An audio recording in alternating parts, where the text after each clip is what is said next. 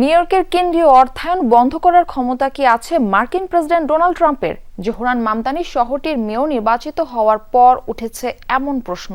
আলোচিত এই রাজনীতিক মেয়র নির্বাচিত হলে নিউ ইয়র্কের তহবিল বন্ধ করে দেওয়ার হুঁশিয়ারি দিয়েছিলেন ট্রাম্প। বিশ্লেষকরা বলছেন, এককভাবে এই ধরনের সিদ্ধান্ত নেওয়ার এখতিয়ার নেই মার্কিন প্রেসিডেন্টের, প্রয়োজন কংগ্রেসের সমর্থন। বিজলি কেবলসের স্কিন কোটেড ইনসুলেশন আগুন প্রতিরোধী। বিজলি কেবলস, নিরাপদ আজীবন। নিউ ইয়র্কের মেয়র নির্বাচনের শুরু থেকেই ডেমোক্রেট প্রার্থী জোহরান মামদানিকে বিভিন্ন পন্থায় আক্রমণ করে আসছিলেন মার্কিন প্রেসিডেন্ট ডোনাল্ড ট্রাম্প। মামদানিকে ইহুদি বিদ্বেষী, জঙ্গি আর কমিউনিস্ট বলে ব্যক্তিগত আক্রমণ করতেও ছাড়েননি তিনি। বিরোধিতায় এতটাই মত্ত ছিলেন যে এক পর্যায়ে নেমে আসেন হুমকি ধামকিতে। মামদানি মেয়র হলে যুক্তরাষ্ট্রের সবচেয়ে বড় নগর কেন্দ্রটির জন্য বরাদ্দ কেন্দ্রীয় অর্থায়ন বন্ধ করে দেওয়ারও হুমকি দেন। ট্রাম্পের এত হুমকি ধামকির পরেও মামদানিকেই মেয়র হিসেবে বেছে নিয়েছে নিউ ইয়র্কবাসী।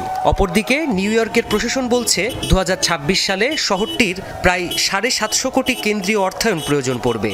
এ পরিস্থিতিতে প্রশ্ন উঠছে, আসলেই কি অর্থায়ন বন্ধ করে দেবেন ট্রাম্প?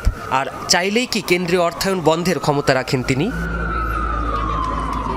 মার্কিন সংবিধান অনুযায়ী প্রেসিডেন্ট নন, এ সিদ্ধান্ত নেবে কংগ্রেস।